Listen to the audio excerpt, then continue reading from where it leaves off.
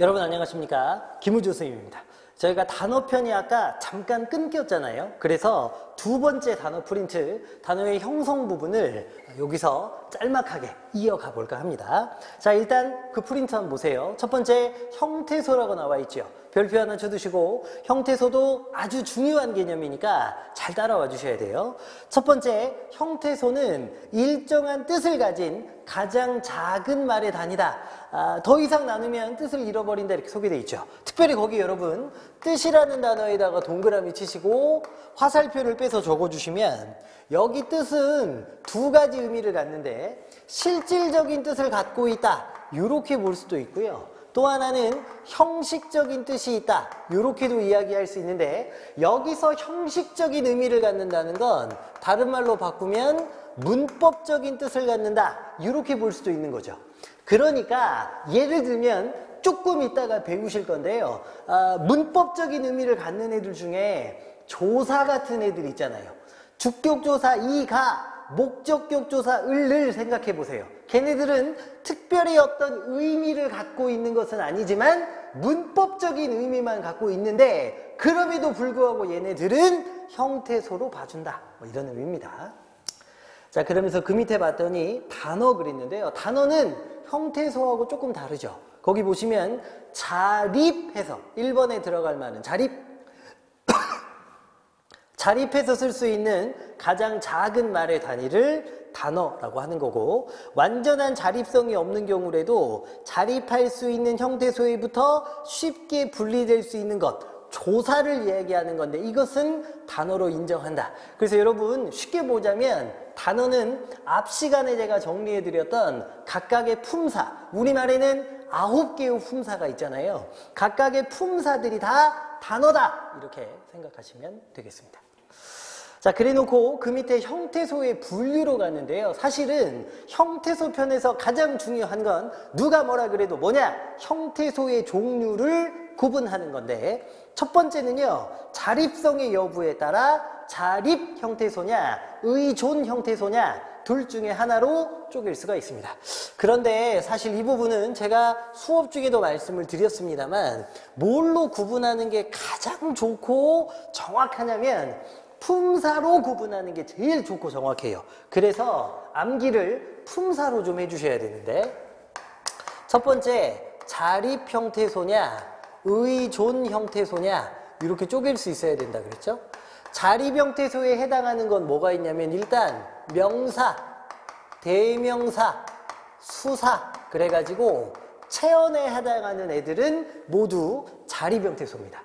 그 다음에 꾸며주는 말 중에 관형사하고 부사, 체언 꾸며주는 관형사, 용언 꾸며주는 부사 모두 자립 형태소에 들어가고요. 마지막으로 놀람이나 부름, 느낌을 표현하는 감탄사까지 여기 있는 6개가 자립 형태소에 들어갑니다.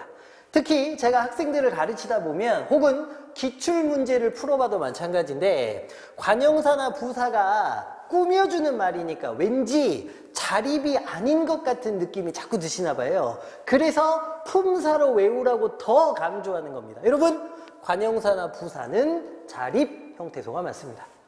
그러면 의존 형태소는 얘네들이 아닌 애들일 거 아니에요. 조사가 일단 들어가고요. 그 다음에 접사가 들어갑니다. 접사는 바로 뒤에 배우게 될 텐데, 단어의 실질 뜻을 갖고 있는 어근, 이 어근 부분에 앞이나 뒤에 붙어가지고 의미를 보태주거나 품사를 바꾸는 역할을 하는 건데요. 접두사 앞에 붙으면, 혹은 접미사 뒤에 붙으면 얘네들이 접사입니다. 조금 이따 배울 거예요. 그 다음에 요걸 잘 보셔야 되는데, 남은 게 용언에 해당하는 동사 형용사인데요. 이 경우 간 부분하고 미 부분을 각각 따로 떼가지고 하나하나 다른 형태소로 보는 거예요. 아시겠죠? 자, 특별히 여러분 일반적인 교과서에는 어간과 어미로 쪼갠다 이렇게만 나와 있습니다만, 이렇게 문제를 푸시면 틀리실 때도 있어요. 정확하게는 어간 부분에 어근 부분이라고 확실히 알고 계셔야 됩니다. 자, 여러분, 이 부분은 중요하니까 조금 설명을 드릴게요. 예를 들면 먹다라는 동사가 있다고 생각해 보세요. 먹다. 그러면 어간, 어미 이렇게 둘로 쪼개보면 먹어, 먹고, 먹으니 다양하게 쪼개지는 거잖아요. 중간 부분을 이렇게 나눠놓고 보면 먹다, 먹어, 먹고 이렇게 가는 거니까 먹먹먹먹. 앞에 안 변하는 이 먹자가 뭐냐면 간 부분이죠. 어간. 그 다음에 뒤에 다, 고 이렇게 변하는 애들이 어미. 맞지? 그래서 먹다는 형태소로 쪼개면 몇 개냐? 어간, 어미. 그래갖고 2개가 되는 거예요. 그런데 먹다를 생각하지 마시고 먹이다를 생각해 보세요. 먹이다. 그러면 학생들한테 먹이다는 형태소가 몇 개야? 이렇게 물어보면 먹이다, 먹이어, 먹이고 이렇게 갈 거니까 어간, 어미를 쪼개면 이렇게 쪼개지죠. 먹이다, 먹이어, 먹이고 이렇게 갈 거니까 그러면 여기가 어간, 여기가 어미 이렇게 해서 형태소가 2개냐? NO! 어간, 어미는 맞는데요. 얘는 형태소가 2개가 아니라 3개입니다. 어떻게 쪼개야 되느냐? 먹이다의 먹자가 요게 어간 중에서도 실제 뜻을 갖고 있는 어근. 그 다음에 이는 뭐냐? 아마 조만간에 배우시게 될 텐데 요거 알아두시면 써먹을 때가 많거든요. 피동이나 사동을 만들 때 들어가는 이희릭이나 이희릭이 우구추는 모두 문법적으로는 접미사, 접미사입니다. 그러니까 여기 있는 이가 뭐냐면 접사예요, 접사. 그 다음에 요거 다, 고 뒤에 붙은 애가 뭐냐면 어미. 그래서 어근 그리고 접사 부분하고 어미까지 먹이다는 3개의 형태소로 구성되어 있어요. 사실은 이 먹다의 경우도 어간, 어미 이렇게 해도 2개지만 먹다라는 동사의 실제 뜻은 누가 다 갖고 있겠어?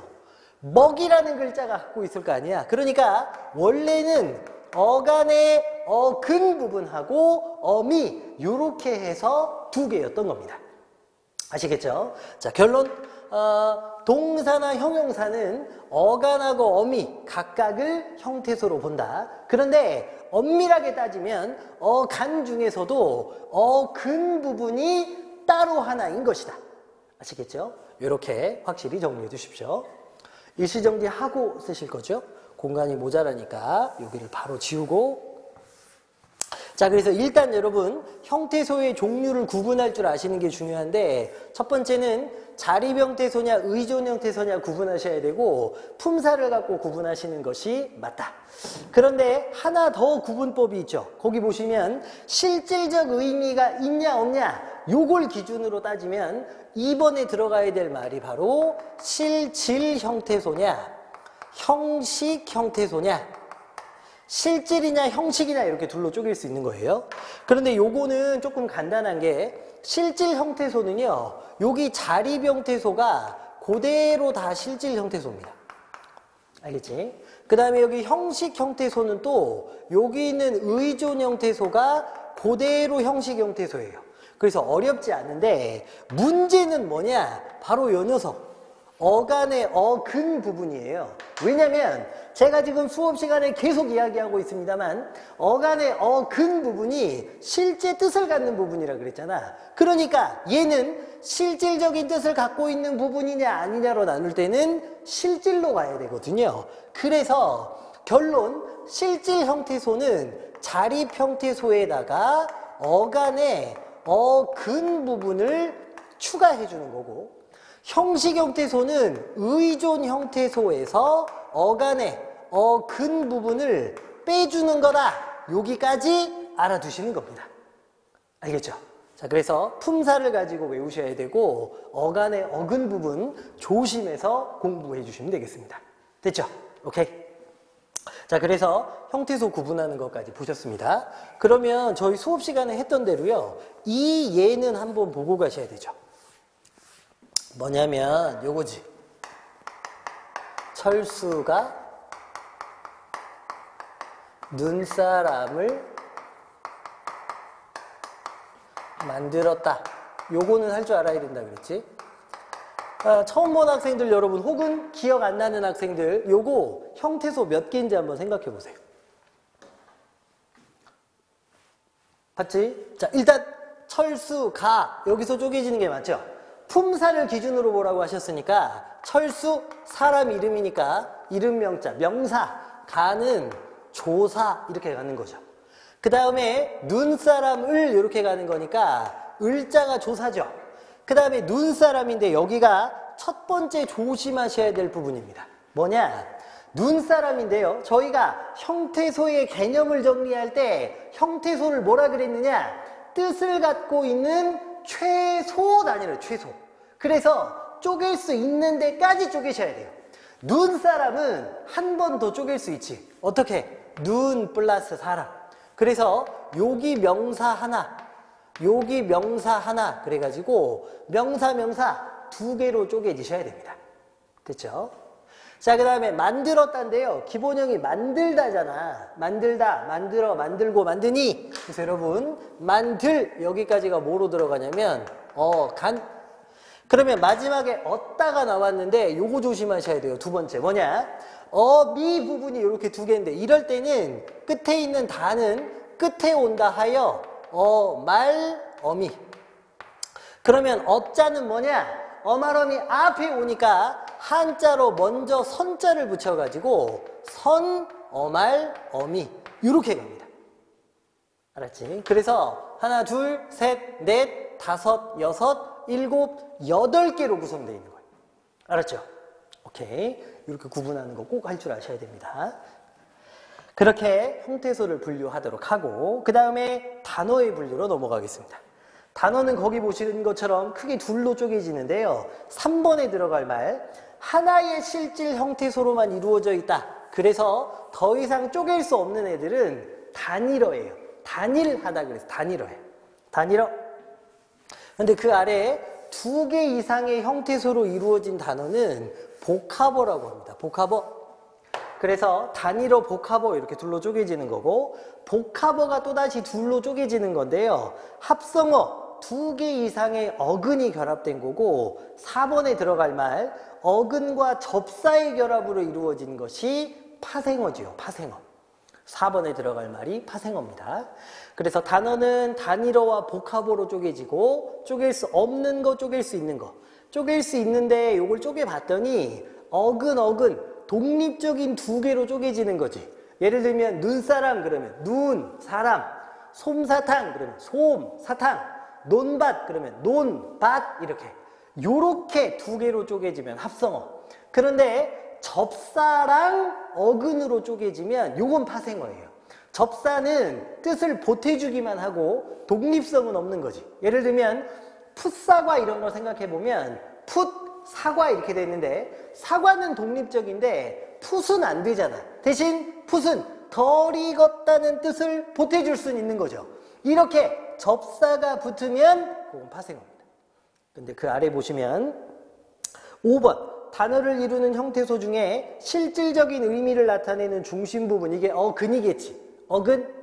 그 다음에 그 아래 어근에 붙어가지고 뜻을 제안해주는 꾸며주는 부분이 접사 이렇게 될 거고 6번이. 근데 그 아래 보면 접두사 파생어 앞에 붙는 녀석이고요. 접미사 파생어 뒤에 붙는 녀석인데 접두사 파생어 보세요. 어근 앞에 접사가 붙어 형성된 단어 앞이라는 말에 동그라미 치시고 그래서 머리 두 자를 붙여가지고 접두사죠. 그 뒤에 보시면 접사가 어근에 특정한 뜻을 더하거나 강조해서 새말을 만드는 겁니다. 그래서 뜻을 보태주는 건데요. 접미사 파생어는요. 어근 뒤에 접사가 붙는 거예요. 뒤에 동그라미.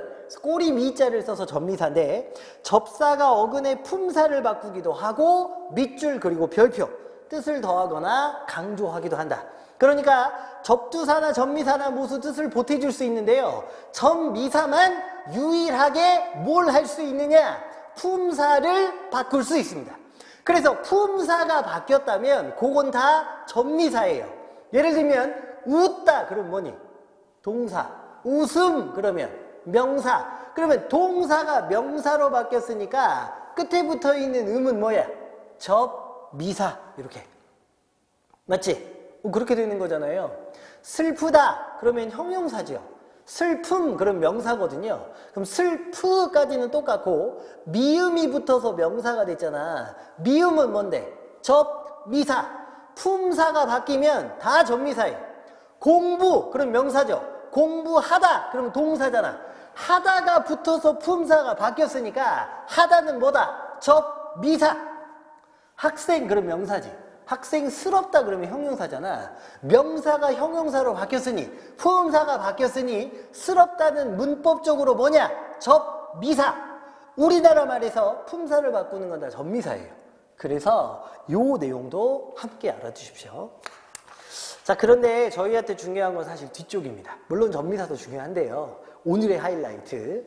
뒤쪽을 보시면 합성어, 의미에 따라서 나누면 대등합성어, 종속합성어, 7번에 들어갈 말은 융합합성어입니다. 대등합성어는 보시면 어근이 대등하게 본래의 뜻을 유지하며 이루어지죠. 논밭 그러면 논과 밭 이렇게 쪼개지니까 대등하다는 거지. 그런데 종속합성어는요. 한쪽의 어근이 다른 쪽의 어근을 수식, 꾸며주면서 이루어지는 거예요. 예를 들면 부술비 그랬는데 비는 비인데 무슨 비냐면 부술비가 되는 거거든요. 또 돌다리는요. 다리는 다리인데 무슨 다리냐면 돌로 만든 다리가 된단 말이야. 꾸며주는 역할을 하는 것은 종속합성어입니다. 그래서 이렇게 봐주시고 마지막에 융합합성어는요. 어근들이 완전히 하나로 융합해가지고 원래 각각의 어근이 갖고 있던 의미를 잃어버리고 새로운 의미가 생기는 건데요. 대표적인 게 거기 있는 춘추예요. 이게 이제 그대로 두면 봄춘자 가을추자니까 봄가을이잖아. 근데 새 뜻이 생기지. 사실 춘추는 나이의 높임말로 쓰는 거잖아. 올해 춘추가 뭐 이렇게 맞지? 그렇게 좀 다르다. 봐주시고요. 구성 방법에 따라서 통사적 합성어하고 비통사적 합성어인데요. 통사적 합성어는 이제 합성어가 둘로 쪼갰을 때 어근 독립적인 애들 둘이 나오는 건데 통사적 합성어는 얘네 둘이 붙을 때 전혀 문법적으로 문제없이 예쁘게 붙는 거고요. 비통사적 합성어는 문제가 있는데 억지로 붙이는 거예요. 그런데 비통사적 합성어로 제가 오프라인에서 설명할 때는 4가지 예를 들어가지고 외우게 시켰는데요. 시험 문제 푸실 때는 여기도 마찬가지지만 3가지 형태만 나와 있으니까 주로 나오는 요 3가지만 한번 저희가 체크해 보도록 하겠습니다.